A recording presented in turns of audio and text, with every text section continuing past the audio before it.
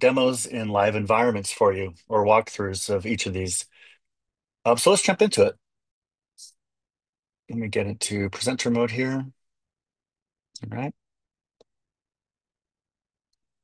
Looking at the overall architecture, I want to take a moment just to relay how this all works.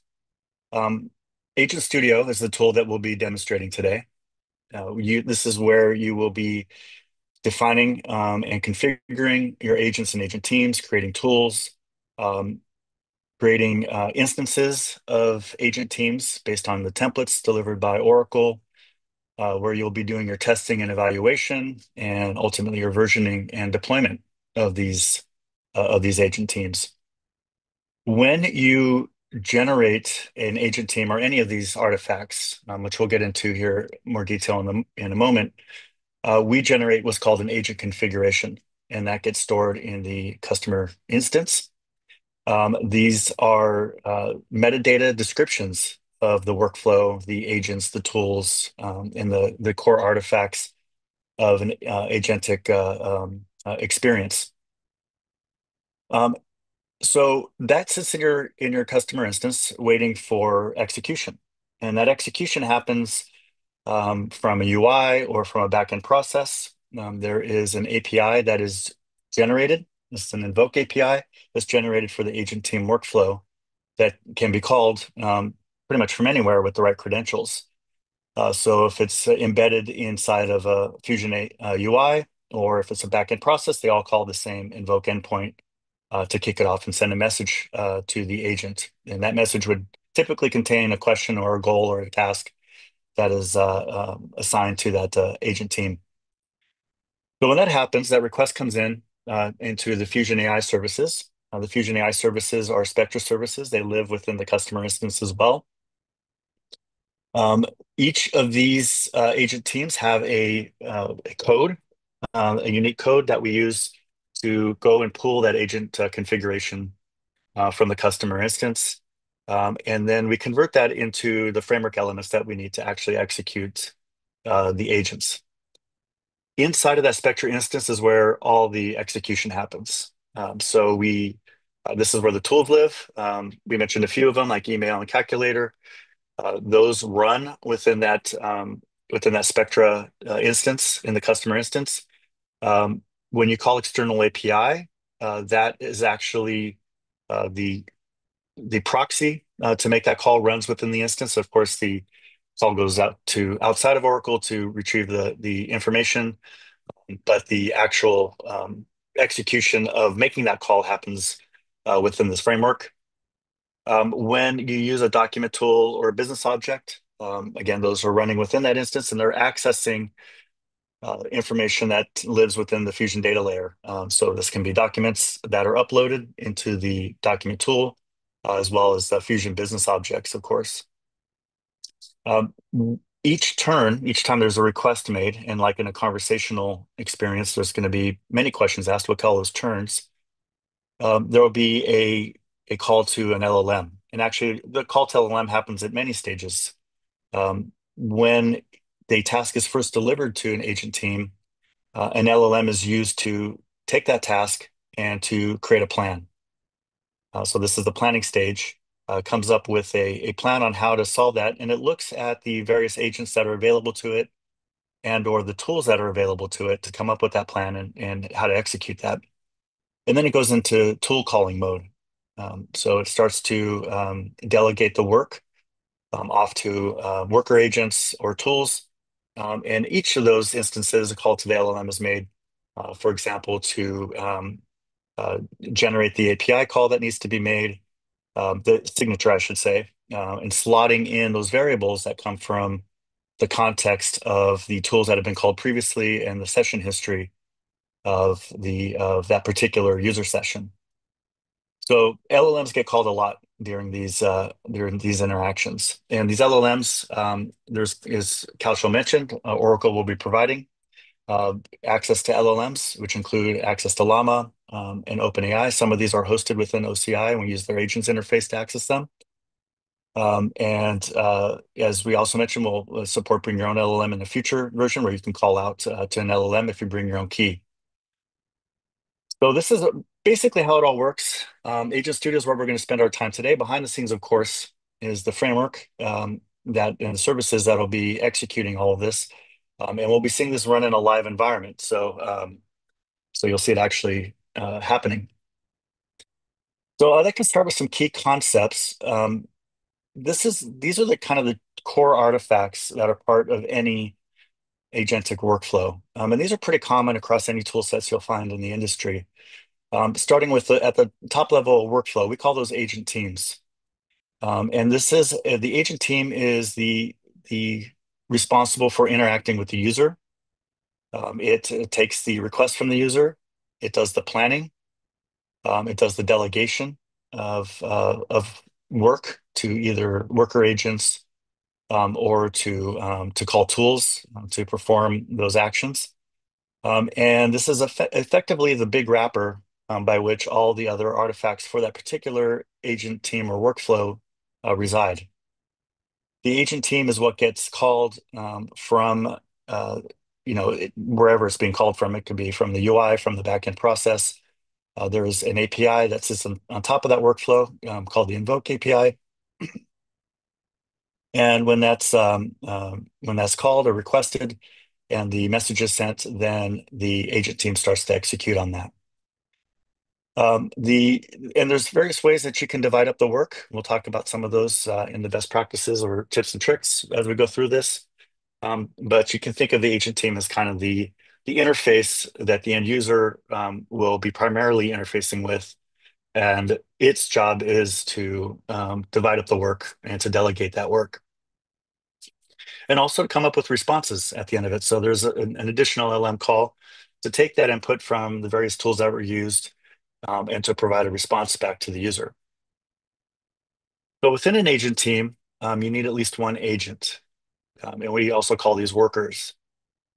The agents are responsible for specific types of tasks, and they have specific capabilities and behaviors that you define when you create that agent. So you want to create an agent or a worker with a task-specific behavior. You want it to handle particular types of tasks. For example, you may have an agent that is designed to access payroll information and then provide a response to that. Or you may have another that is responsible for making recommendations based on user context and requests.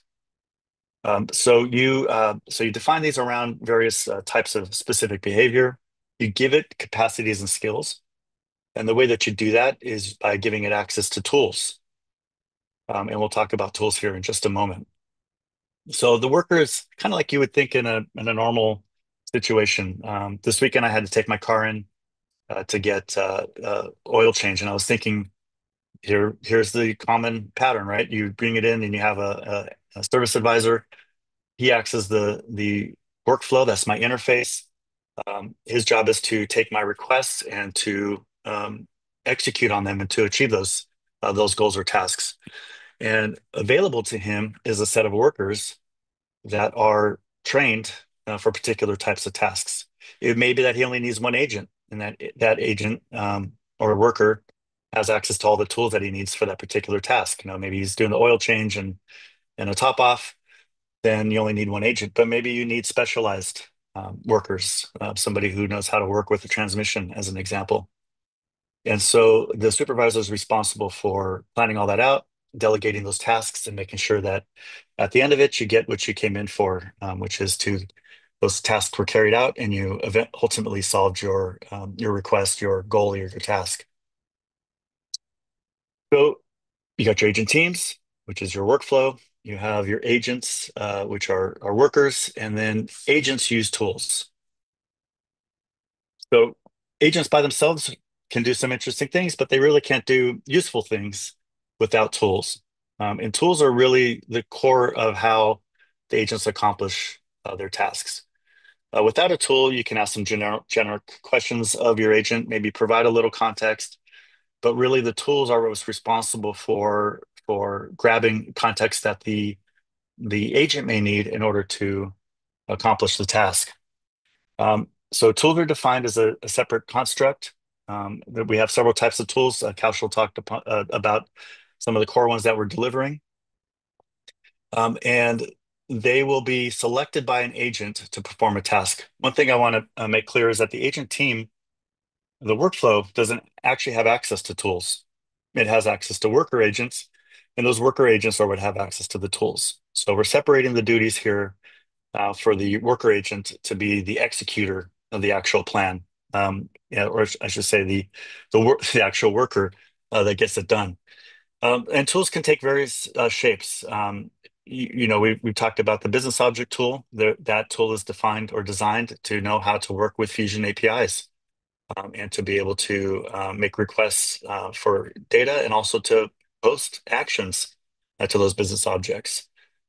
We have a tool for making external REST calls, and that really enables you to connect to pretty much any API that's out there, and so on and so forth. So the set of tools that we provide in this first release should be enough to accomplish most of the goals or tasks that you're seeking to deliver on and automate. And more will be coming as we continue on delivering agents and more tools and capabilities. One example of that is working with MCP tools. So that's something we'll be supporting in the future, to be able to connect up to those tools, and you call them remotely from within your Fusion hosted agent. And the last artifact, which is common in many enterprise types of agent workflows, you may or may not see these in some of the other open source types of tools, is topics. And topics are actually a really nice abstraction. They are a way to take something, an agent team or set of agents that have been, generally set up to solve a particular type of problem, and to fine tune it for a very specific domain or unique requirements within an organization. The other thing that's nice about topics is that these are reusable across any number of agent teams and agents that you have. And there's many ways to use topics. For one, you can use it to define the subject area, put more constraints or boundaries around what the agent is entitled to do inside that environment. For example, you may want to have the agent respond or use tools differently depending on the region in which it's running. You can use topics to manage conversations. So topics can be used to provide a common or a consistent type of greeting when the user comes into a chat experience, for example, or ending that conversation or doing follow-up questions.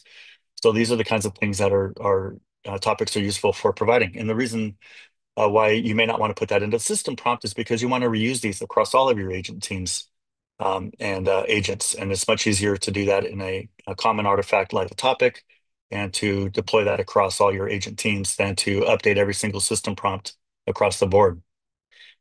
So those are kind of the key concepts. And this slide, actually, I didn't deliver in the slides you're going to get, but I recognize that this is probably worth going over. So take a screenshot. It just shows how these hierarchical relationships play out in different types of teams. So at the simplest level, you have one agent team, which is your workflow. That agent team has at least one agent. That agent has at least one tool. And that agent or agent team can also have a topic, but that tool is, a particular type of tool. In this case, it's a document tool that has some benefits documents uploaded into it. You can add multiple tools and or topics to an agent. So you may have benefits doc and a business object tool that's available to this agent, plus additional topics like how to work with users, or how to manage data retrieval in certain situations. So this is one that's getting a little more complex, and using topics now to help guide the agent in a selection of tools and also how they should interact with the end user.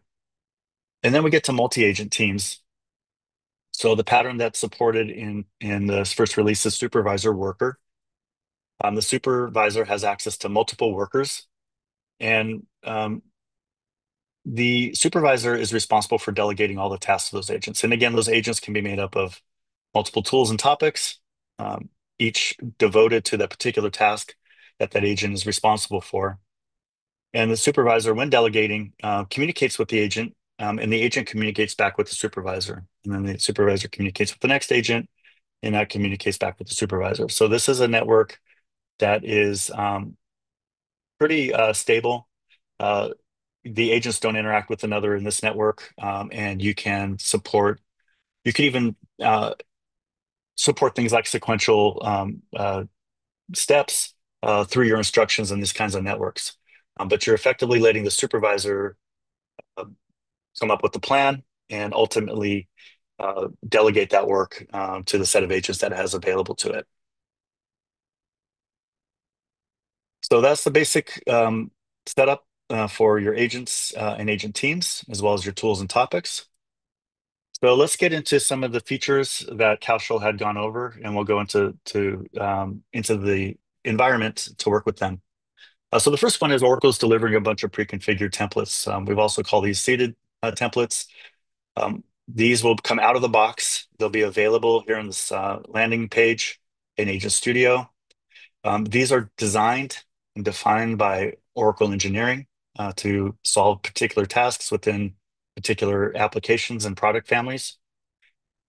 They are also a really good source of information for learning how to do things well. And we'll look at a couple of examples. But if you're looking for examples of how to create a good system prompt or how to use a topic, or maybe how to create a tool, you'll have access to all that information in these templates. So really quick and easy to generate an agent team out of these templates. We call that instantiating the template within the environment. You can add tools. You can remove tools and topics from these templates.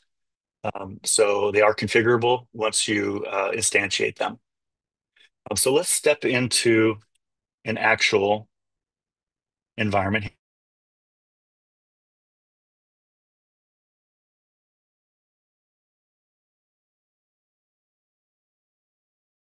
Environments.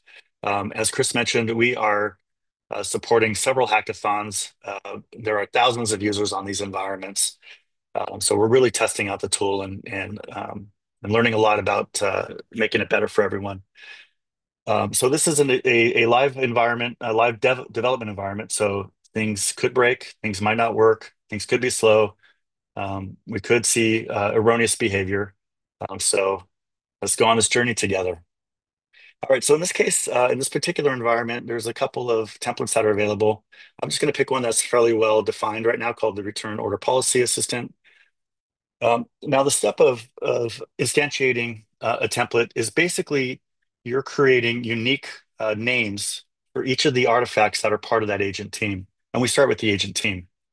So in this case, this is my agent team, and it is May 28th, actually, today.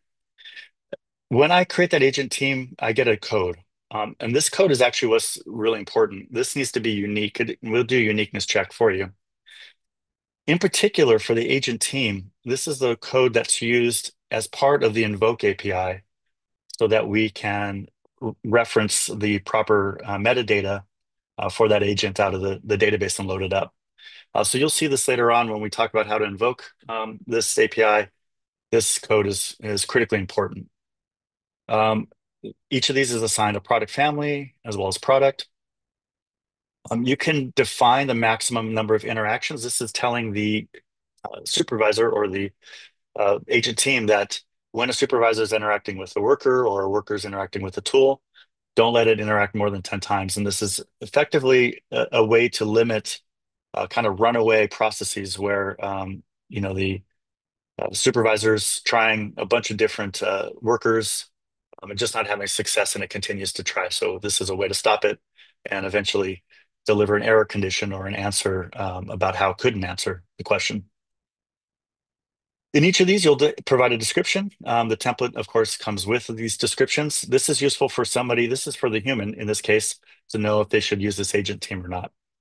But as we go further on, before we go further on, let me show a couple other things in agent team. This is where you can pick your LLM. This is actually provided by Oracle today in this case. That one's blacked out right now or grayed out. You can provide starter questions. So I can ask a question like, tell me about my return policy. And that will just show up right away at the beginning of the chat experience. You can also enable follow-up questions and you can prompt it. You can say, for example, use the session history and the previous step to come up with a set of follow-up questions for the user. On the security side, this is where you enable access to the agent team to a particular role within the organization. So for example, here, I may say that this is only available to my AI agent end user. This particular role is what needs to be defined as for that access. And we're not going to get into variables right now. Let's move on to the next step. So now I go through the guided process. I go through each of these steps. I just cancel this. Each of these steps to generate an instance of each of those artifacts as I mentioned. So this is my return order assistant. So we'll call it ROA.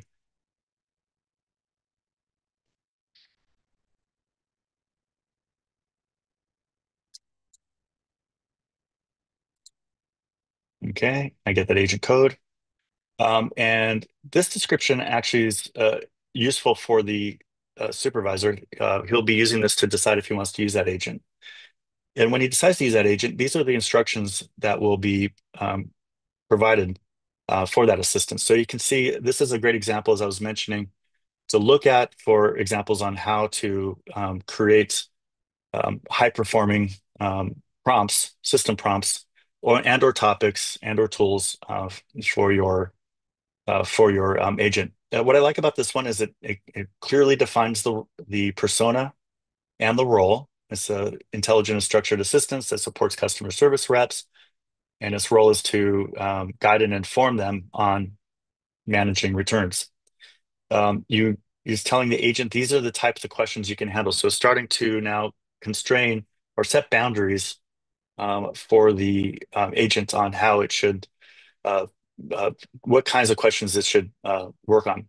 And then it gives it steps and saying, hey, these are the tools that you have available, and here's the order that I want you to follow when you're presented with one of these questions. Go extract the order number, get the order details, get the order line, and then look at the return policy, and then come back with an answer. And if they are able to return, send them a deep link so that they can, along with the context you need to send them off into Fusion to be able to do that. Um, and in this case, it also looks like it's calling a calculator and then specifying the output in a very particular way. So good example of a system prompt. Also a lot of do nots. Again, good examples of the kinds of things that you do want to include in a system prompt. Okay, so let me pick my first business object here.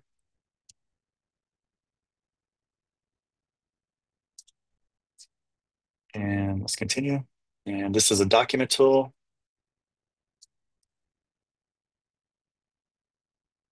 And here's another business object.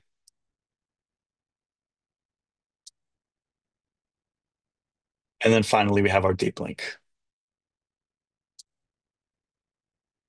So again, you'll be doing this for each of the artifacts within a agent team.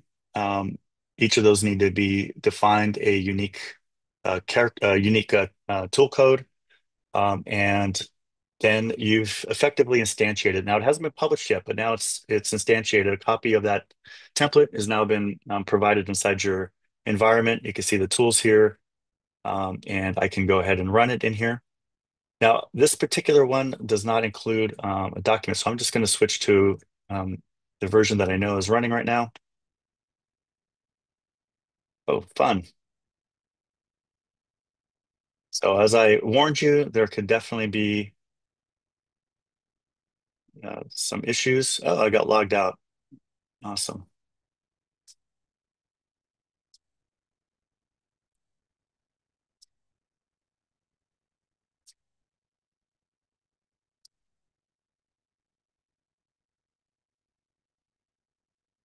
All right, so I'm going to go actually into the agent teams here. Now, I'm going to do a search for this agent team.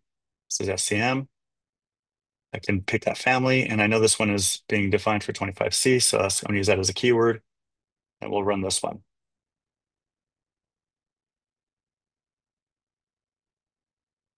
So the reason why I want to run this one is because this document tool does contain a document. Once I have it created, I can go in and see everything that is available to me. This has a published document in it. We'll talk about that, what that means when we get into the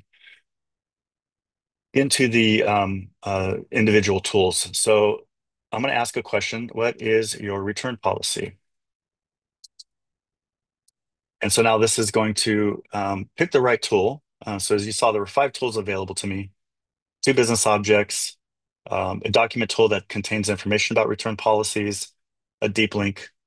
And I expect that this will pick the document tool for me. And it did because of the context of the question. And it's going to go off with that question. It's going to do a semantic similarity search. And we'll talk about that more when we get to the document tool. And it's going to eventually return an answer. This box right here is your debug time or design time information. So the yellow box is what gives you information about the decisions that is being made by the agent team or by the agent. It'll show you the tools that are being called along with the input and the output. So you can see we already got an answer back. And now we're just waiting for the LLM to create that answer for my end user. And there it is. So with the doc tool, we also can provide the source. In this case, it's the document, the return policy document, and show the content within it. So that is how you create uh, instantiate a seeded template. Let's move on into building multi-agent teams. So we talked a little bit about single agents and multi-agents. And what we're going to do here is we're going to create one from scratch, and then we're going to build it.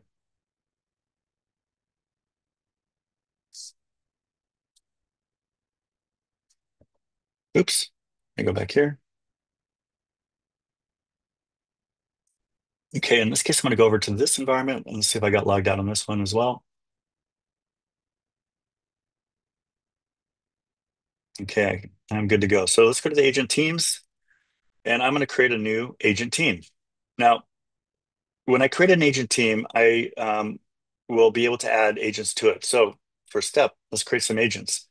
And you can kind of think about building bottom up or top down. Generally, you want to start by building a set of tools that are useful for you and your organization. You can see we have a bunch of different types of tools in here. You want to create topics that might be useful in your organization. And then you want to create an agent that contains those tools and topics. And then finally, your agent team can be used to embed those. So in this case, what I'm going to do is I'm just going to create a single agent here real quick. And let me add an agent here. Demo JT, May 28th.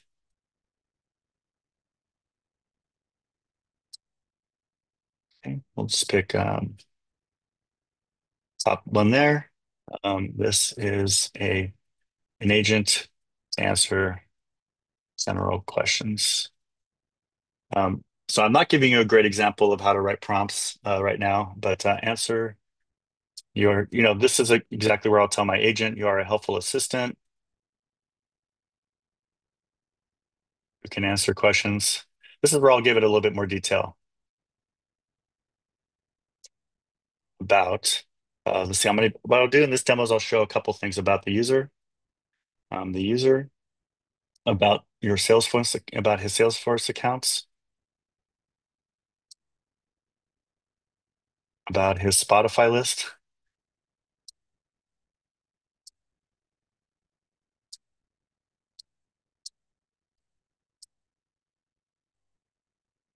and about and make and do and perform general web searches. So I'm going to create a multi-agent team right now that does 4 things. It can answer questions about the user using a user profile tool. It'll be able to answer questions about the Salesforce accounts, and I'll be using a agent for that has access to a external REST tool that knows how to connect to Salesforce. Similarly with Spotify and also with the web searches, we'll connect up to the SERP API for that one. Okay, so now I'm going to add some tools. And the first one I'm going to use is just this get user session. Alstrom mentioned there's a couple tools that are provided as well, calculator and get user session. You generally want your user session for most of your agent and workflows. This is where you're going to get that business context of the user that's interacting with the agent. Calculator is also useful if you want to be able to perform some more complex math. LLMs can do some level of math, and I think many of us have experienced some hallucinations while doing math with just general base LLMs. So there's a calculator tool that can be used for that as well. Let's just add that to this agent as well. Okay, so let's create it. And now I have that available to me in my agent team. So let's create an agent team now. And we'll call this demo agent team 28.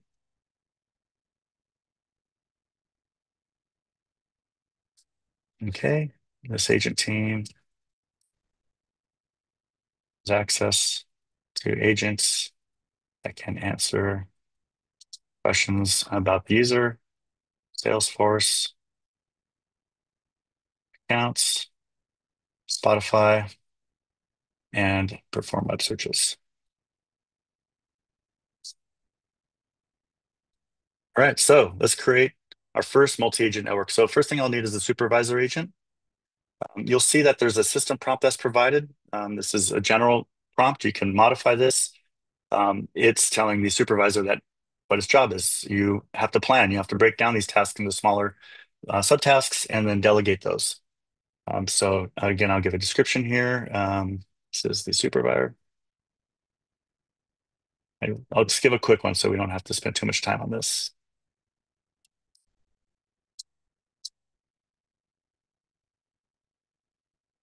Okay.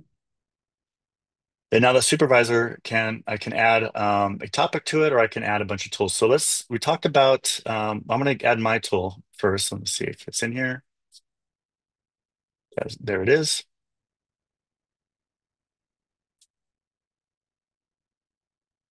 So that asks questions about the user. Let's go ahead and look for the other three we need. So we want to do Salesforce questions.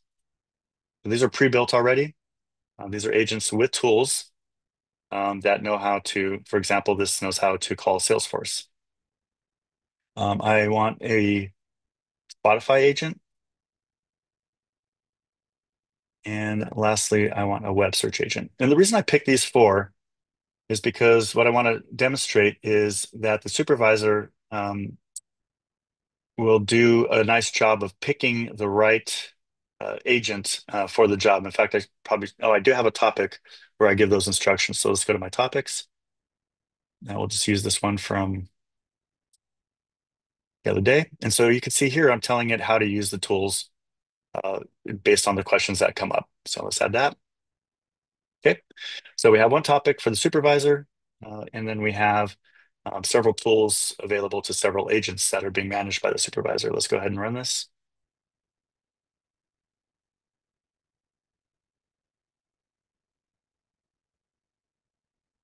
And it is thinking. Okay, we'll let that go ahead and think. I do have this available to me to run in this environment here. I'm just going to run the one that's already built. That one come back? No. Okay. So let's go ahead and run this one. This one's already published, so this one should work fine. Okay, great. So let's ask a question about Salesforce first. Tell me about my Salesforce accounts.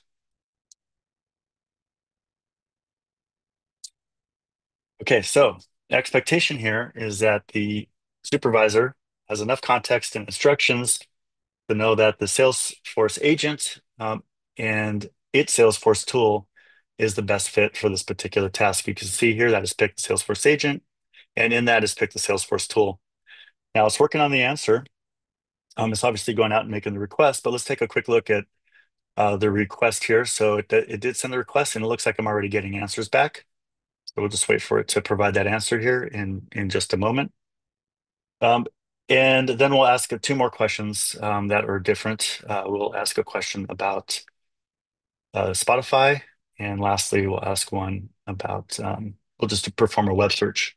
So again, we're looking or witnessing how the supervisor, given the right information, instructions, constraints, and rules, makes the right choice about what to call and when to call it. But we're still waiting on that to return.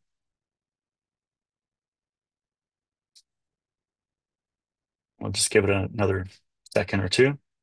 We do see that the tool did properly execute, and I did get a response. These are my accounts here. Oh, that's a fun error. All right, well, let's ask it another one. Who? Okay, logged in with the right user. Okay. What are Sinead O'Connor's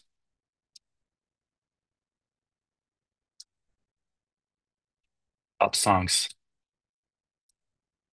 Okay, so in this case, I didn't give it any, I didn't tell it on Spotify. I just gave it some context about songs. Again, this is a should pick the Spotify agent and the Spotify account. And we'll go ahead and see if I do get the request and response. Okay, so it's already made the request and response. We see it here. And we do see that it's starting to come back with the response that I need. Now, what's happening in the back end or in the workflow now is that LLM's taking that response and coming up with a nice formatted response for us, obviously not including all the available markets and that kind of extra information that came back in that response. So we'll see if the agent is able to accomplish this one at the moment. And actually, in the interest of time, I'm just going to, since we saw that the tool executed correctly, I'm just going to ask one more question. Give me some news about Oracle on May 23rd, 2025. Okay, so again, I'm asking a question that is pretty general, and it recognizes that it's not something that the Spotify agent is suited for, nor the Salesforce agent. It should make a web search. Those of you who've been watching Oracle News, you probably have seen that we announced an acquisition of some NVIDIA GPUs to support the OpenAI training. And this one came back with a response. So, and we can again look at the SERP API itself, and we can see the response that came back. Actually, there were several news stories in there, and it picked the top news story, which was that Oracle purchased 40 billion. Oh, it also picked up that there's a planned upgrade for Oracle financials. So that's how we built a supervisor agent. And the goal here again was to demonstrate how I use topics and or tools to enable it to pick the right agent and the right tool depending on the context of the question, using that combination of system prompts and topics and tool definitions and descriptions. Okay, so let's move on. I'm just going to spend a few minutes on tips and tricks, and then we'll get into each of the individual tools. So things to think about in multi-agent configurations, how to organize your agents and assign appropriate tools is part of the design. The supervisor, as I mentioned, is responsible for interacting with the user. It needs to understand its intent. It needs to then plan and delegate and route that to the appropriate worker agent. It will get those responses and then orchestrate the conversation to the end user, coming back at the response and waiting for the next request. And basically, it manages worker agents. And worker agents do the tasks, and they need particular tools. So a couple ways to think about partitioning those agents. You can divide up the worker agents around business domains. This would be useful in like long-running or workflows that have a lot of different types of domains involved. An example might be creating a job requisition to hire. So you may have an agent that is well-defined in the domain of generating job descriptions and posting them. Another that is in the domain of scheduling calls between, looking at calendars and scheduling calls between interviewers and recruits. And then you may have one that finally is specifically trained to or instructed to know how to perform the hiring steps after that person was selected. Or you could divide them up by function, which is actually probably a little bit better how I defined that previous use case. But partitioning is important because you get focused expertise.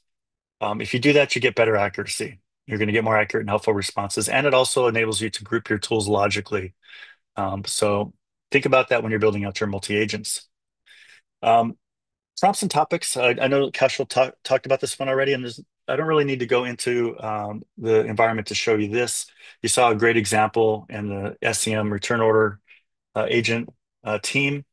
But each agent has a system prompt, and this is where you can provide your role and persona of that agent, where you can provide detailed instructions about how that agent should, um, the kinds of things that it can do, the kinds of questions it can answer, the kinds of tools that it should use, the order that it should manage those tools, the output that it should provide.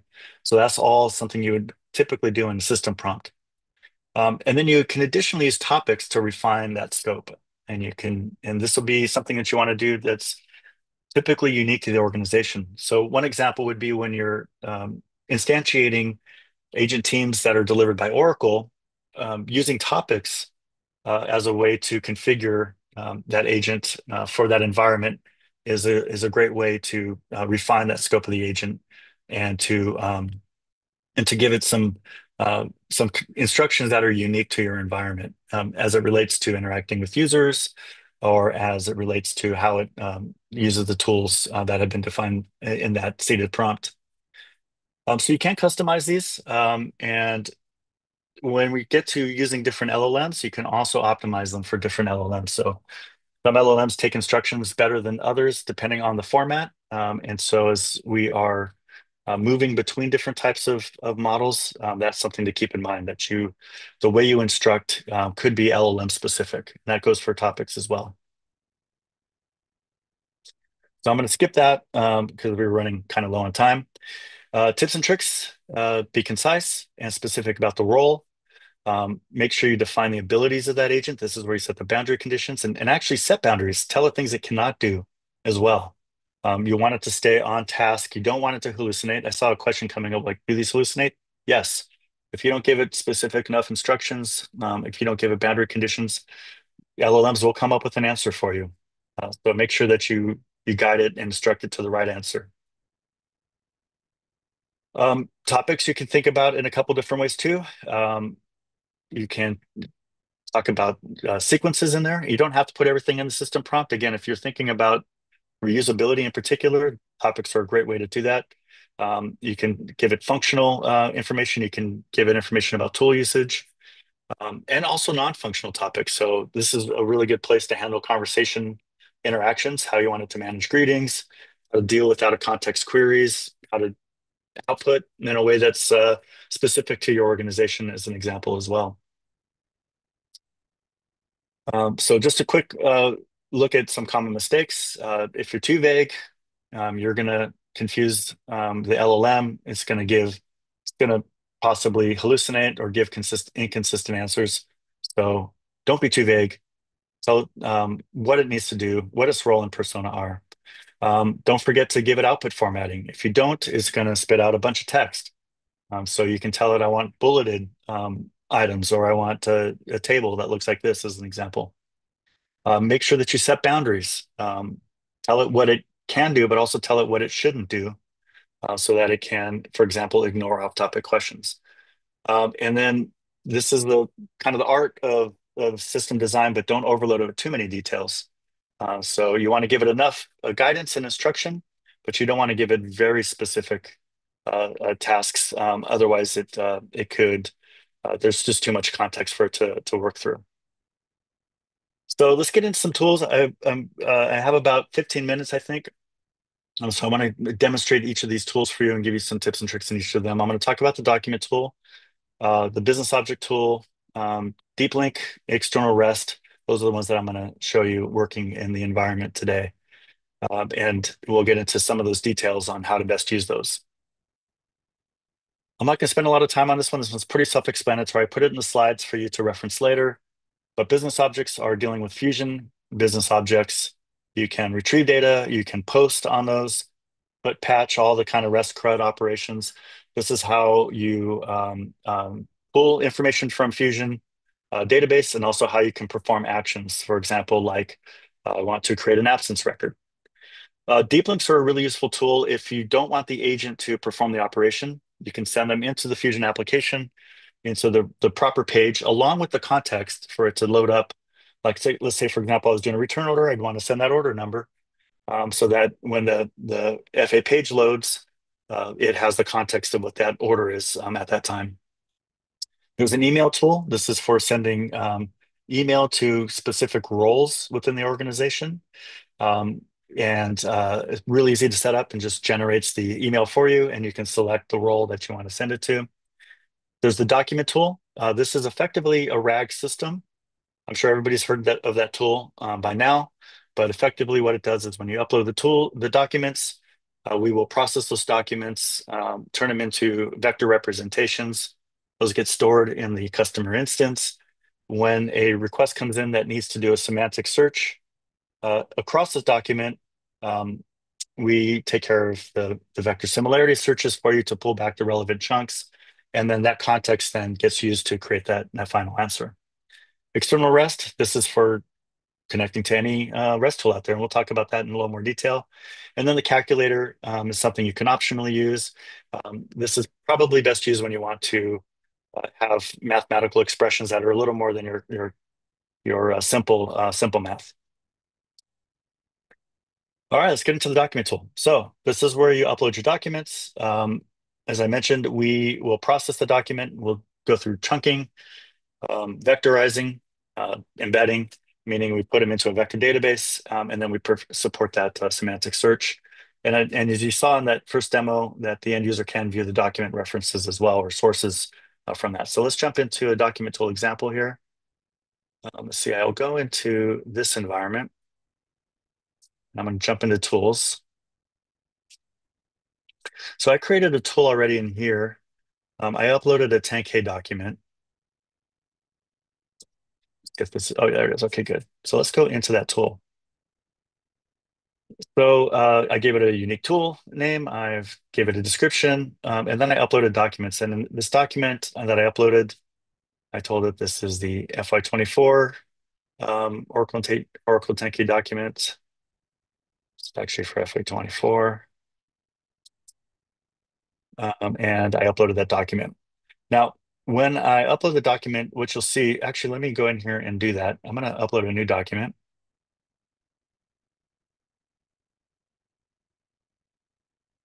And we'll do the FY25 document. You'll see a couple statuses here. Draft, ready to publish, and ready to delete. So when I bring in a document, it'll stay in draft status, and then I set it to ready to publish. And that kicks off, that makes it available to an ESS job to process it. So let me just grab a document here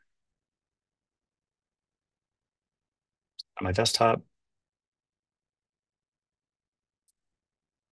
I don't see it on my desktop. All right, so we're just gonna forget about that one in the interest of time. But what you'll see is this ready to publish state until it gets published. And the way that you publish it is the CSS job gets run on a regular cycle, or you can go in and actually kick off the process. So I'm going to show you what that looks like real quick. If I go into the processes available, the ESS screen, I can schedule a new process. And the process is called process agent documents, I believe. Let's see if it finds it.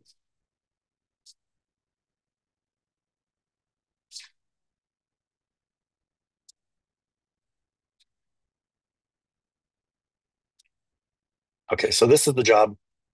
And so you can, if you want to make sure that it gets done ASAP, you can just go in here, run this job, and you can, I'm just going to go ahead and submit it because I think most people have used this tool. You can get the process number and then you can track it.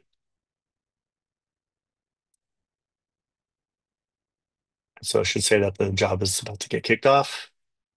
It's got a scheduled time here. Oh, say 57. Okay, so it's about to kick that one off. So that's basically your document tool. And you saw it in use already, which was that we asked a question of the return order policy and we were able to get the response back. Let me get into business objects. So business objects are how you connect up to Fusion data. There's going to be a bunch of these that are available to you out of the box that are created by the Fusion teams. And these are curated by the teams to make sure that they work well, that they prune the response fields. As you can imagine, and or you probably experienced, these business objects have a lot of fields, and we don't necessarily need to pass all that context back to the session history. So we can go in and pick which fields we want to come back. So I'm going to show you what that looks like. A couple notes here. We also do support custom objects, and I also should be able to demonstrate that. And all your data security stays intact because we use the actual Fusion user token as well as functional security. And we also now support post, patch, and delete, so you can create those. I'll just quickly touch on human in the loop here. This is where you can set this on a task level or a tool level. When you're doing something like taking action on a Fusion object, good idea to have a human in the loop to effectively approve that action. So this human in the loop is in the session itself. It's asking the user right at that time, will you allow me to use this tool and perform this action right now? And the user has to say yes or no.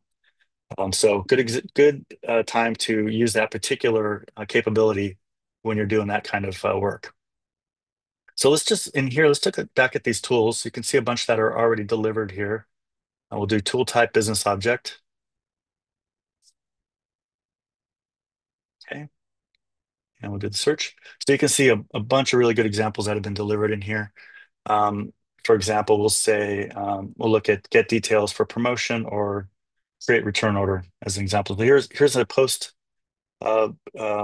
example, and this is the function name.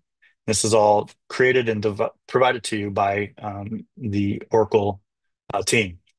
I can create my own business objects as well. So I can go in here and add a business object if one isn't provided to me already. So in this case, I'm just going to pick the absences.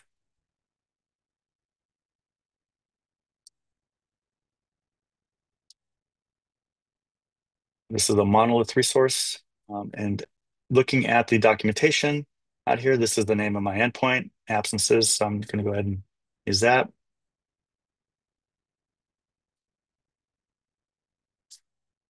So I got many tabs open. Okay, so I'll put in absences. Okay, now that I have this in there, I can go read from the open API spec. So that just went out, read the spec for that absences business object. It shows me all the functions and capabilities that are available to me. In this case, I want to maybe get all absence records or get an absence record. So let's do that. And this is where I start to add my configuration parameters. There may be some headers that are required. I can add a parameter or a field or add a field from spec. So again, this can go out and read the open API spec. And in this case, I'm going to say, oh, that's way too much information. I just want to know the person number, the absence type, and maybe the start and end date. And that's all I really need to give back to the context. I don't need all this other information. So when you're doing business objects, think about pruning those fields to really just what's critical or important at that time. I did want to demonstrate accessing a custom business object as well. And in order to do that, I need to log in as the right user because functional security is there.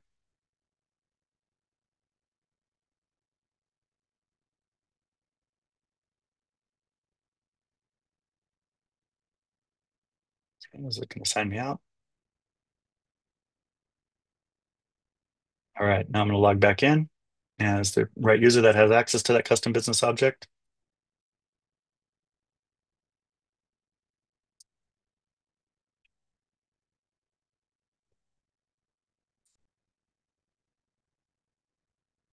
Okay, let's get to the environment.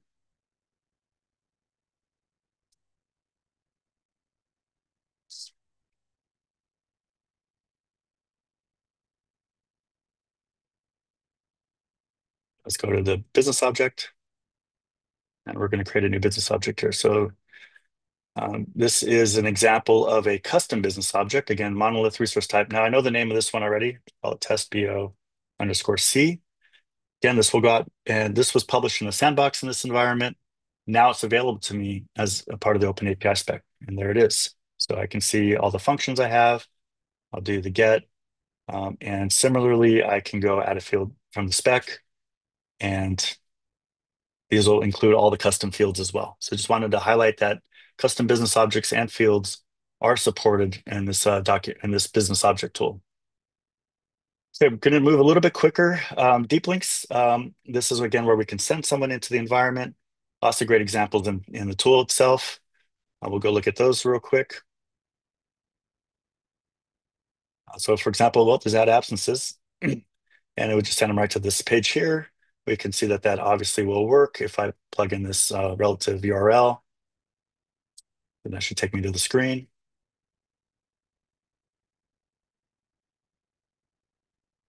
Okay.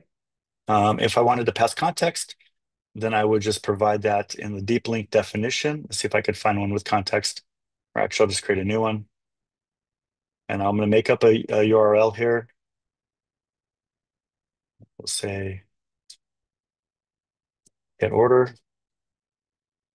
And then we're going to add a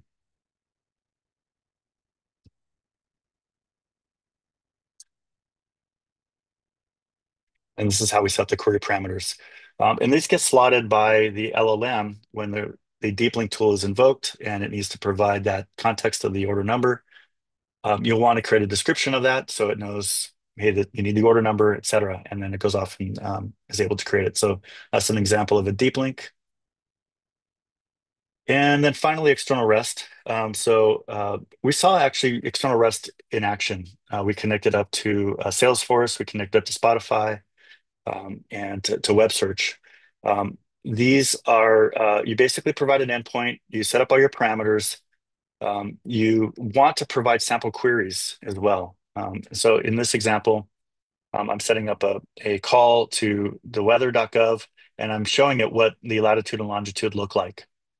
So that's a good example of providing not only a good description of the of the parameters, but also how they look in the query itself. You can test these functions, and basically, as I mentioned, this goes through a proxy called Trap.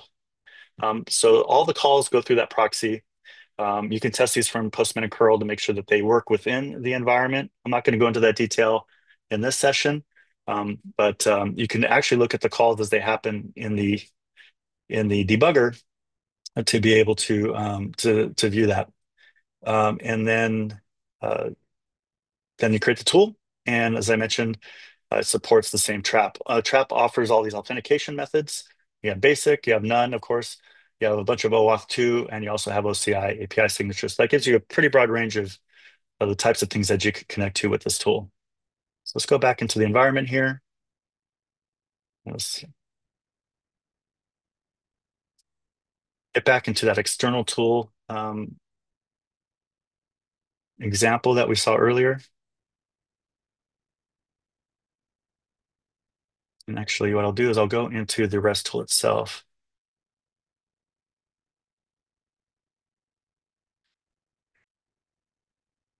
So this.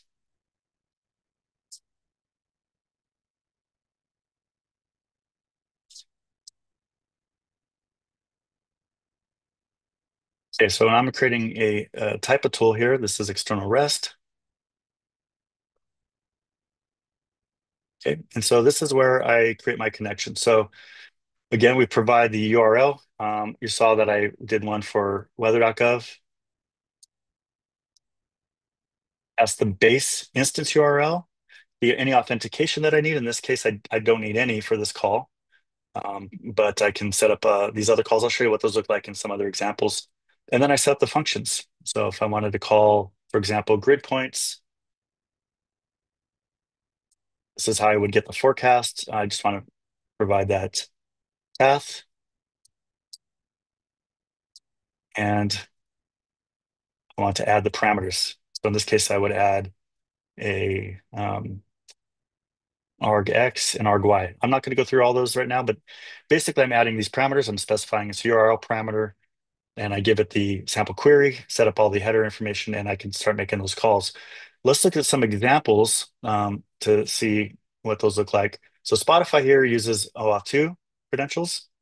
And I'm not going to go down to the client ID.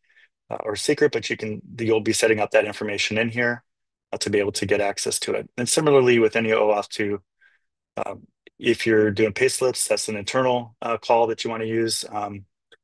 And in calculator, oops, let's go back to external REST here.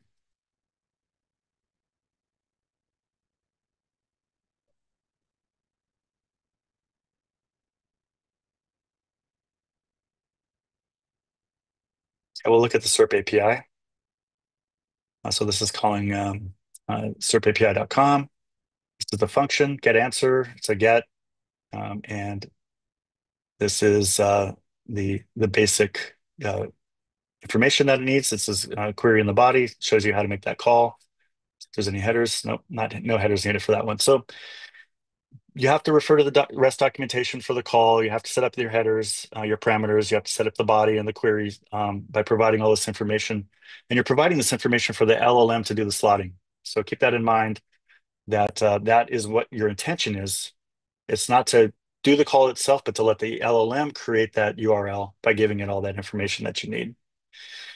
So I'm going to jump back in here. I'm just going to spend 5 more minutes. I'm sorry, I'm running a little late, a lot of content. Where we will, as you know, or we'll talk about, we're going to have follow-up sessions where we can get much deeper into it. You saw human in the loop already being used. I'm going to go into testing and deploying. We did show you how it works within the environment. So I'm going to go quickly and come back to this external tool, Agent Team. Actually, what I'm going to show you is that once these things are published, they are available to your users depending on the role that they have. And this is the Agent Explorer. So in here, I have 8 agents available to me as this user. This is the external agent. And I can just work with it right here. So I'm going to ask it, tell me about my accounts. Now, in this situation, this is working with the end user directly. So you're not going to get that intermediate step that you got in the debugging window that showed you which agent was selected and which tool was selected. And you can go and view all of the interactions. This one's going to wait for it all to complete, and then it's going to return the answer. Now, keep in mind, again, we're on a dev instance, active dev instance. Things could be a little slow. Okay, I got my answer, and I can say, here are my contacts. So a couple of things that I can do with Salesforce. So this is one way that these get deployed. And actually, while we're doing that, let me bring up, where is my mouse? There we go. I want to bring up the developer window so we can see these calls being made.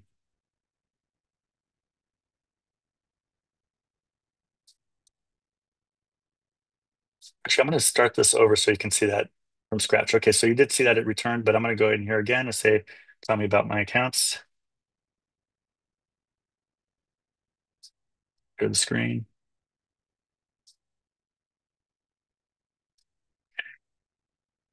All right, so I mentioned that all of these agents have an invoke API. So this is where I want to show you how these things get used and deployed. Oracle uses the same tools and has access to the same APIs that you do as well.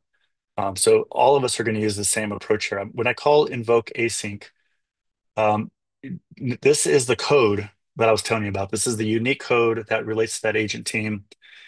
This is how the invoke async knows which to load and to then load that into the execution environment. And it also takes the message. And so this is the message that I sent to it. Now, when I do this, this is an async call. So you'll see that I have a job that was provided back to me, and also trace ID, which we can get into further details in debugging in the future. But with this job ID, I can see my job ID is being used here. I can see where we're at. This is it trying to wait for the call. See, it's still running here, and then eventually it's completed. And then I'm going to get my response. So you just saw 2 ways in which to access the agent. This is through a VB page and setting up a chat experience with it. And you saw how it calls the same API that you would call to access that agent from wherever it is that you want to access it from. It could be from a VB page that's custom. It could be from a HCM journey. It could be from an external environment. You just need to be able to pass the credentials, your basic auth token, your bearer tokens, etc., to make sure that the user context and that the access is available to kick that off. So it uses the context of the user. It has to be an actual Fusion user, has to have the right role that's available to it. And given all that, you'll be able to kick off these agents from anywhere. Okay, so I'm going to wrap it up in the last 2 minutes here and hopefully that was useful information. I know it was a very quick intro. As we mentioned, we'll have some follow-ups with much more details. But I use Fusion Studio today, Agent Studio, to configure single and multiple agents, to build several different types of tools, including some external REST and business objects, which included also custom objects. Those were all defined for me. And when I created those and defined those were placed into my configuration. When I invoke those through either the Agent Studio or through the Agent Explorer, as you saw, or remotely if I needed to, that's going to kick off that process. That workflow code is what's used to pull the configuration, load up the agent definition, and start to execute on it. And you saw examples of many of these types of tools, including the document storage and business objects working in a live environment. So with that, I'm going to thank you for your time, and I'll be available through the rest of the session to answer questions. I know there's only 382 open questions, so we'll be busy for the next couple of hours. And I'm going to pass it back to Prasanna. Thank you. Thank you, JT. That was amazing. As we had a planned break, 10 minutes break, but there's a slight change in the schedule with few conflicts. So we're going to have Sharath give us a quick tour of HCM use cases. And after he's done, then we'll take a 10-minute break. So Sharath, to you, please. Can you hear me, Prasanna? We can hear you. Yep. Can you see my screen? We can see it now. Yep. Okay.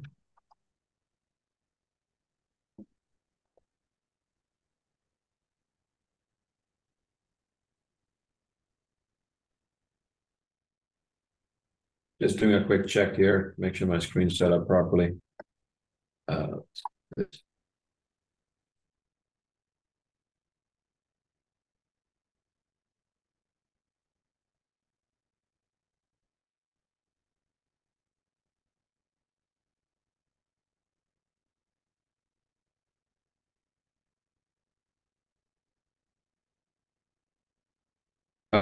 All right, we're all set. Hi, thanks, everybody. Thanks, JT.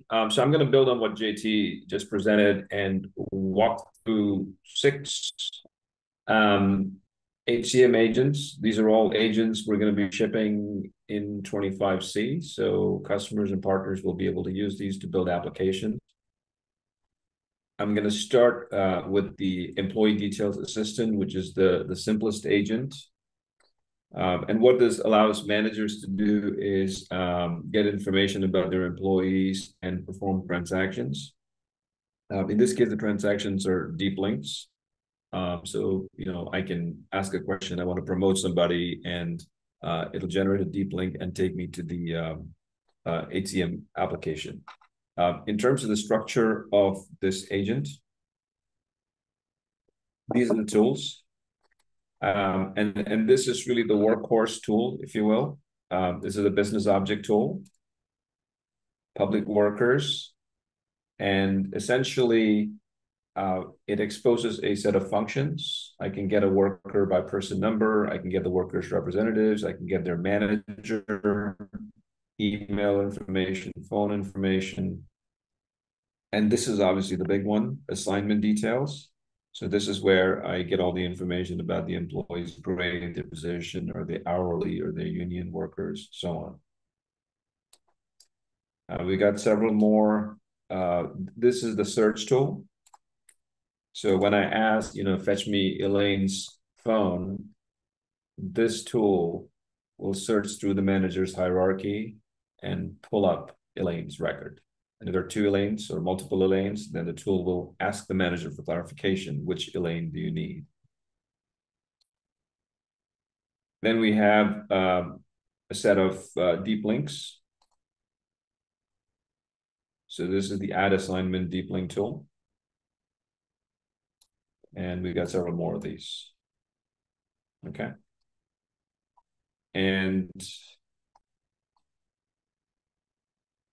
we also have a user session tool, which basically manages the user session of the logged in user. In terms of the prompt, this is what the prompt looks like. And all our agents have a standard structure.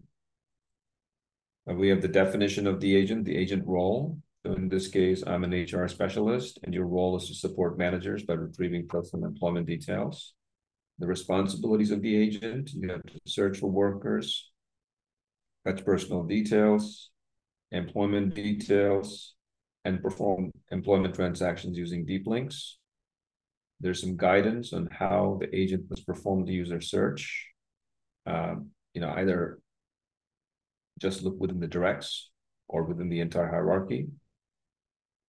By default, search across the entire manager hierarchy. And then we have specific instructions on specific queries, right? For phone, use the Get Worker phone tool. For email, use the Get Worker email tool, and so on. And then we have the instructions for all the deep links. And there are some general guidelines to the LLM in terms of how to use the tools, including guardrails like provide concise factual information based on the data retrieved. Okay, so I'm going to go through a quick debug session. Given that this is a dev environment, I've chosen to do a pre-recording of the dev session so that we can run through the content quickly. So this is what a debug session would look like. So if I search for Charles, this is the debugger. In this case, it's just a search. It invokes the My Team search object, business object. And the payload returned by the search business object already contains Charles's business title. And so this is the answer. I found one employee named Charles Brown, and he's currently working as an admin assistant and is actively on payroll. So I move on. What department does Mark Hovis work in? In this case, it has to first search for Mark. And then it has to call the public workers business object and specifically call the worker assignment function. And from the assignment details, it gives us the answer. Mark works in organization development as a HR business partner.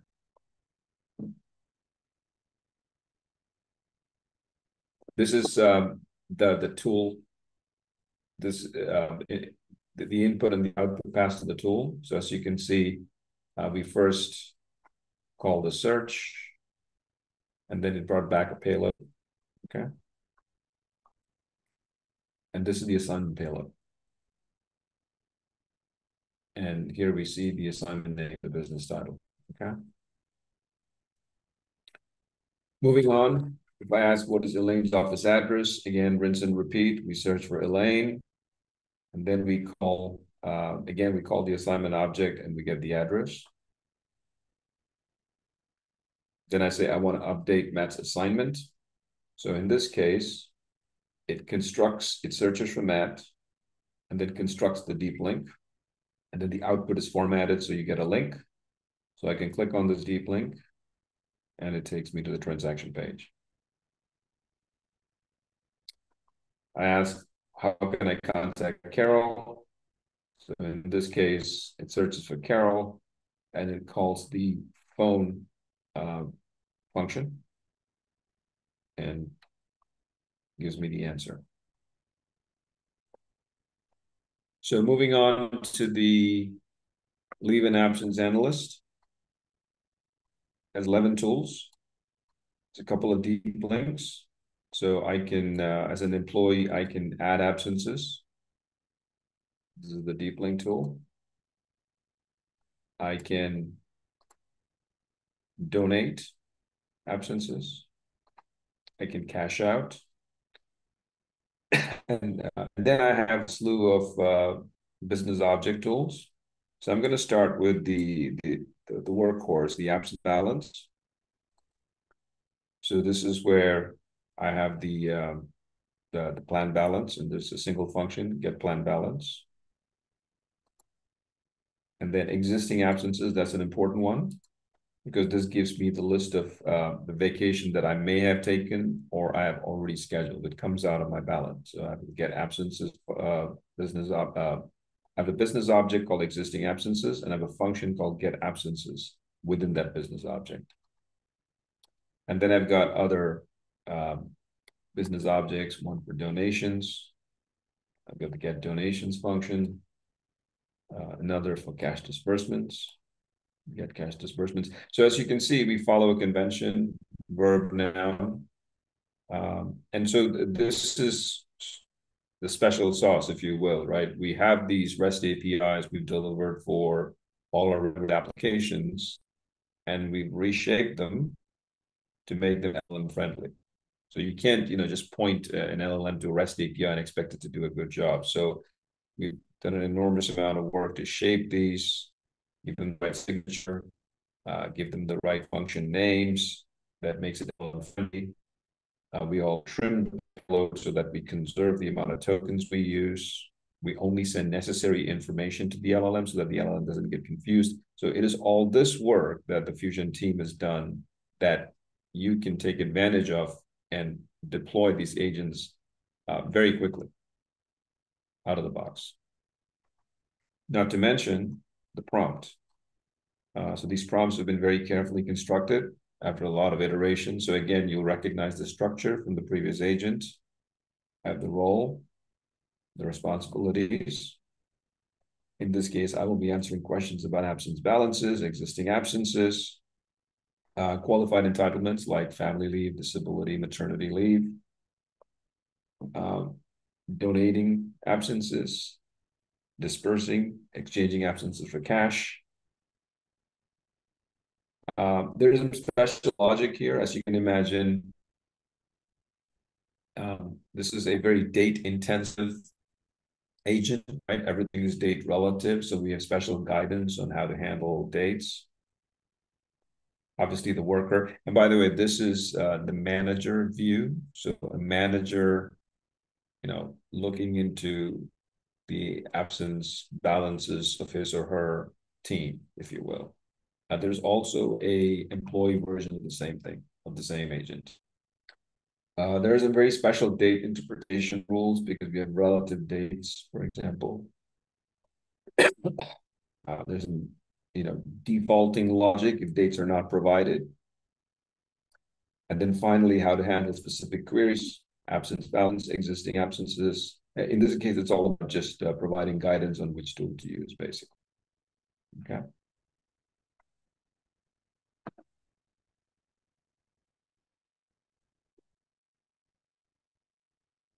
So this is the recording of the debug session. Do I have efficient time left? And in this case, it calls the public workers API to get the workers assignment, because as you can imagine, you may have multiple assignments. So it locates the correct assignment, and then it calls the absence balance business object. And this is the answer. This is the payload. So we're calling the plan balances API here.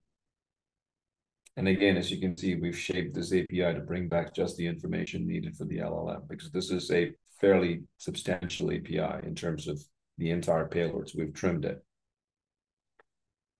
Did I take any sick leave in the past 3 months? So in this case, as you can see, it calls the existing absences business object.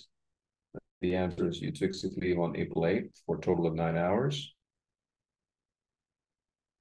How much PTO will I have by Christmas? So this is the whole date handling, right? So those instructions on resolving what Christmas means, what date does it fall into, how far out is it from my current date? All those calculations are being done by the LLM. So once again, it calls the absence balance API, and this is the answer.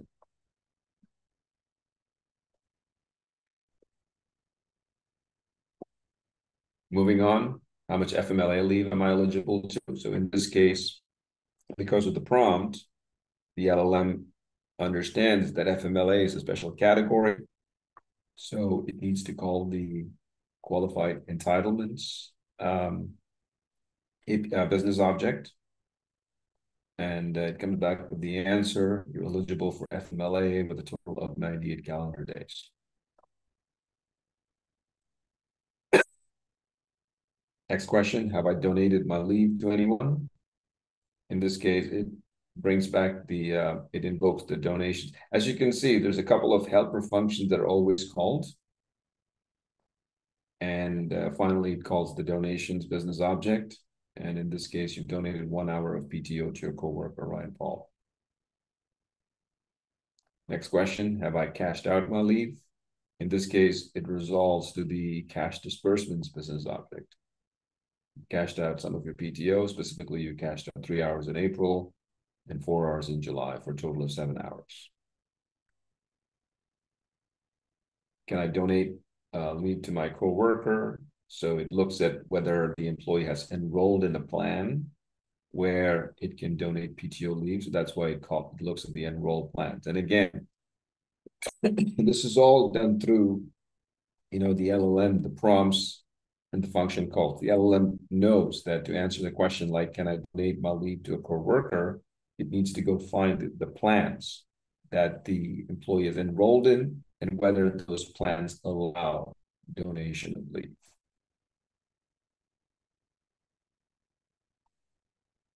And then finally, I'm thinking about taking a vacation later this year. How do I request PTO? And in this case, we generate the deep link. And this is the deep link. I click on it and it takes me to my absence page. Okay, so moving on to the compensation advisor agent. So this one, again, we have the worker, the helper functions.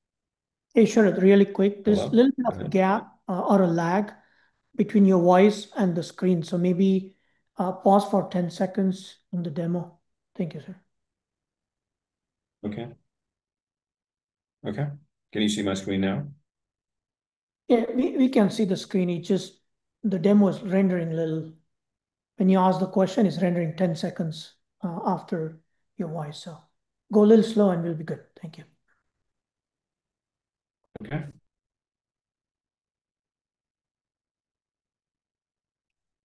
So again, these are the business objects. So we have the current salary tool, the recurring and one-time payments tool. You have additional compensation, stocks, and salary history. So again, these are all just business objects. There are no deep links in this case.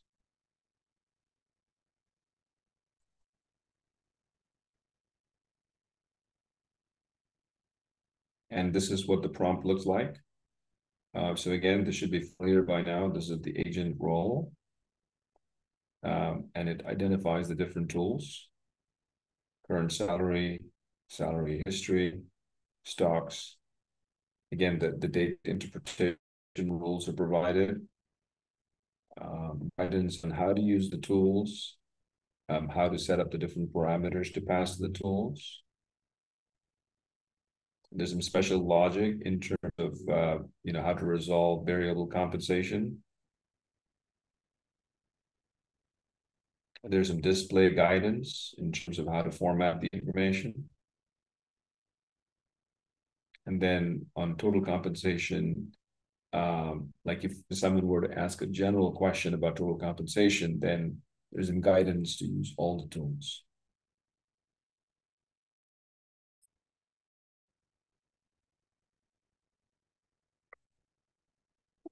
So can you see my screen, Prasanna? Yep. Okay, so let's now go into a debug session here. So I ask show Matt's salary. And in this case, it invokes the current salary tool. And of course, the helper tools, the getting the user logged in session, and the search tool to locate Matt in my hierarchy.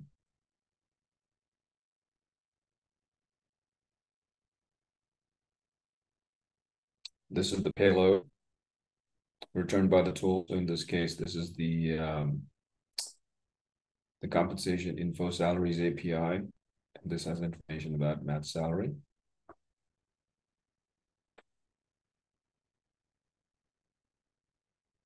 If I ask the question, what's Matt's salary been in the past 5 years? In this case, it invokes the salary history tool as opposed to current salary, and it brings back over the past 5 years. This is Matt's. It shows Matt's salary progression over the past 5 years. Moving on. So here we're asking what Elaine's additional comp is for this year. So in this case, it invokes the additional compensation tool, and it also invokes a recurring and one-time payments tool, and it synthesizes the information retrieved by these tools to provide the answer. Elaine's additional comp includes $200 monthly car allowance, quarterly performance awards of $2,000, $1,800, and so on. So again, you can have multi-intent questions, and the LLM is able to disambiguate all the intents, invoke the appropriate tools, and synthesize the answer across all those intents.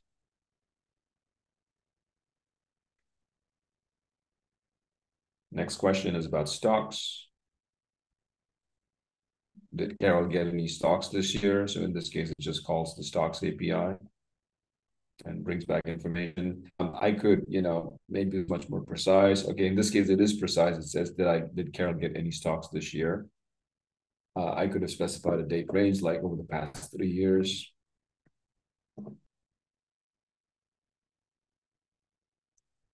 And this is an interesting one where I'm doing a comparison. Compare Carol and Jack's unvested stocks. So in this case, it basically gets both Carol and Jack's record first, and then locate the stock information, and then it provides a comparison basically. Okay.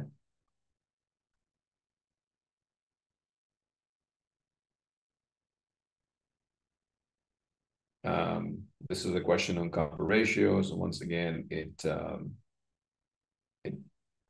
invokes the current salary object and then calculates the comp ratio.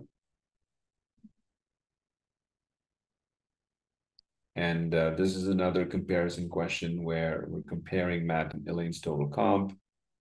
And as you can see in this case, if you recall, I said for total comp, we've instructed the agent to go pull all the information, right? Salary, additional comp, recurring one-time payments, stocks, and it synthesizes that, and it does the same for both Matt and Elaine, and it provides all the information here. So Matt has a base salary of $59,000, additional comp of $1,000 monthly, car allowance, and so on. Elaine, base salary $52,000, additional comp monthly, and so on. Okay, so again, this is multi-intent, comparing multiple workers, and all of this is just handled through a simple, conversational user experience. And all the heavy lifting is done by a combination of the LLM and all the function that we have provided to the LLM to answer these questions.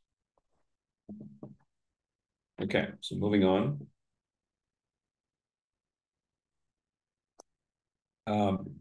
The talent advisor agent. So this again is a very rich agent in terms of coverage. So once again, we have the worker object, which gets the assignment information about the workers. But then we have development goals, check-ins, recognitions, anytime feedback, performance goals, review periods. What is this? This is, performance evaluations, of course. Performance evaluations, requested feedback, goal plans, and the 2 helper objects. Okay.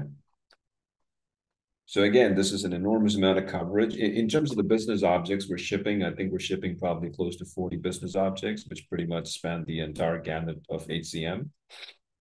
So it's fairly, full featured and rich in terms of what our customers will be able to do.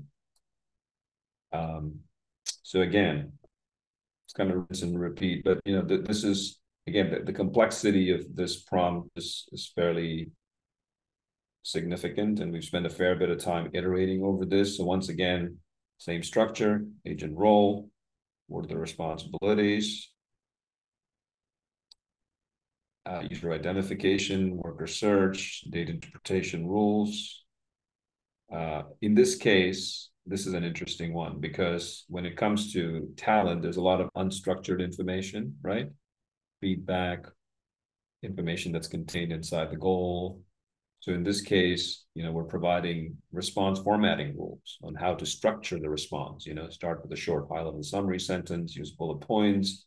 When listing items, show the date, author, source, all of that. Okay, so again, this is a special case because all the previous agents, it was like very pointed answers, right? What is the stock allocation? In this case, we're rendering content. And so we provide instructions on how to format the content. Again, special instructions on how to handle the queries, all different tools. And yeah, these are some additional hints because, you know, the questions can be somewhat broad. So we've provided some special hints on how to, like if the question is how is the employee performing, we say, okay, you need to bring back information from performance evaluation, check-ins, and feedback. What feedback has the employee received? As it turns out, you can get that information from multiple places. You got information in check-ins, you got information in feedback, you got Celebrate. So we have all these additional guidance in terms of what sources of information to go after to provide an answer.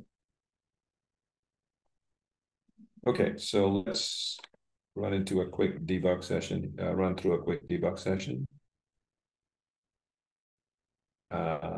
So as you can see, this is you know, show maps evaluation, and in this case, first thing is it has to go and resolve the review periods. As you can imagine, you have multiple review periods. You got to figure out which review period you want to anchor this question against, and then it goes and pulls the performance documents for that review period, and then it comes back with an answer. You know, strong contributor, some goals progressing slower than planned. In terms of competencies, he's recognized for ethical leadership, strong communication skills, and so on. And it's basically got all this information from the performance documents.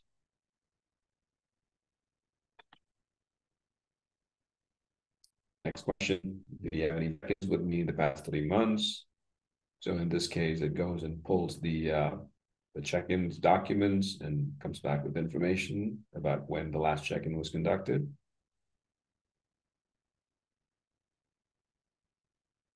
Did Elaine, another one of my direct reports, did she get any feedback this year? And in this case, as you can see, because of the guidance we provided in the prompt, the LLM goes and pulls both anytime feedback and requested feedback.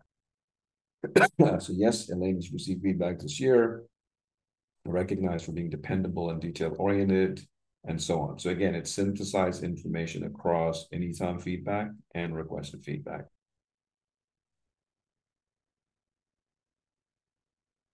Did she get any recognition at work? So in this case, we're going against the Celebrate Recognitions business object.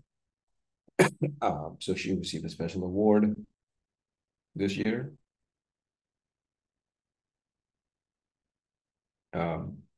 This is a question about goals. Which of Carol's high priority goals are still incomplete? So in this case, it goes to the goal plans and the performance goals and summary business object and brings back the information about the high priority goals that are still incomplete.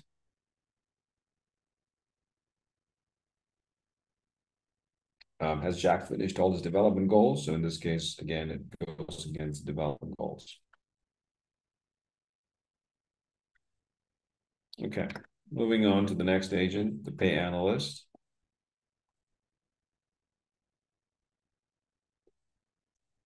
Looks like I've had a timeout here. Let's see.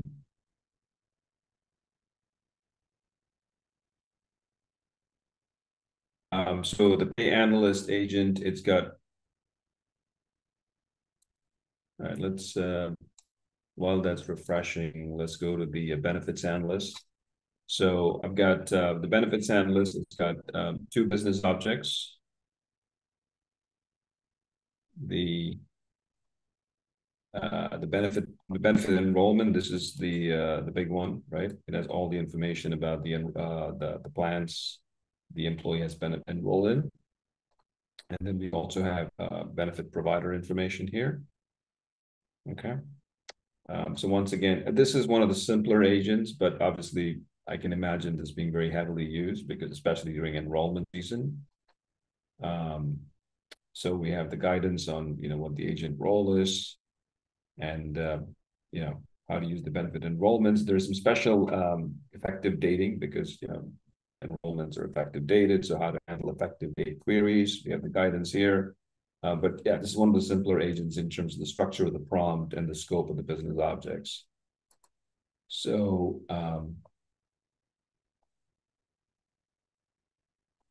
going to the debug session.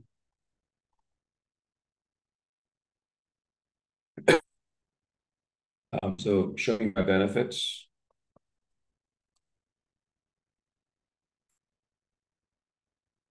So this is just providing a summary. It goes across the entire enrollment, all the enrollments, if you will, and it provides me a summary on medical, health, dental, so on and so forth.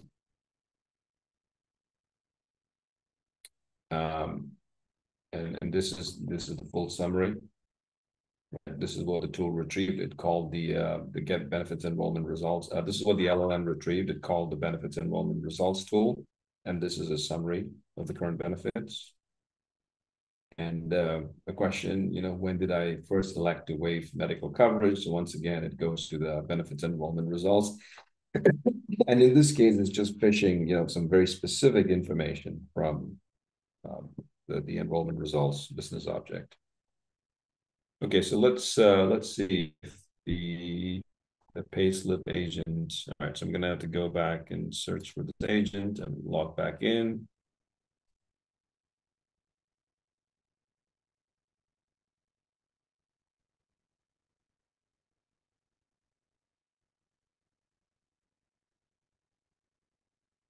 Okay, in the interest of time, I'll just walk through the debug session for the payslip agent. So basically, the payslip agent is a fairly simple agent. It has access to one business object, which is the payslips business object. So let me just walk through the debug session for the payslip agent.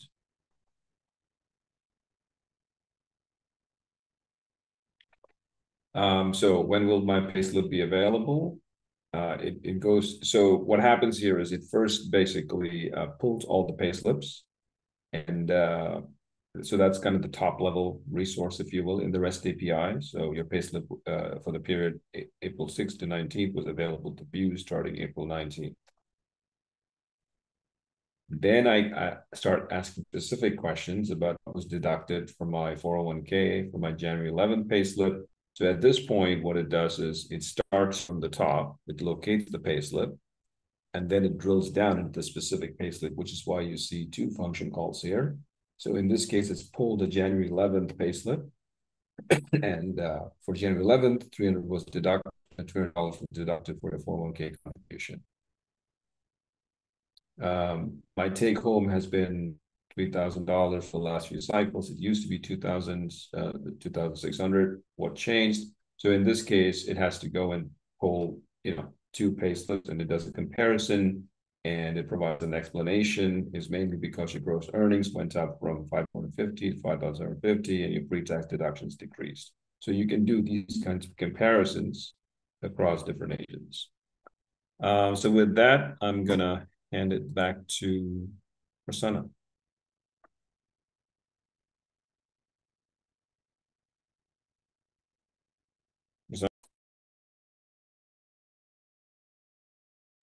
Thank you, Sharath. That was amazing. 40 plus business objects, and you're going to seed all these agents for us.